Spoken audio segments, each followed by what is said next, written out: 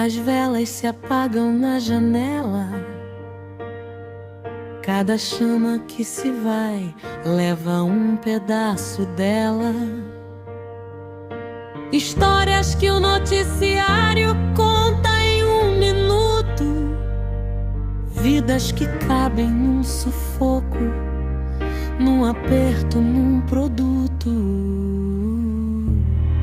E a pergunta que ecoa no vazio da cidade, no silêncio cúmplice, na nossa passividade, grita baixo, mas insiste: não me deixa mais.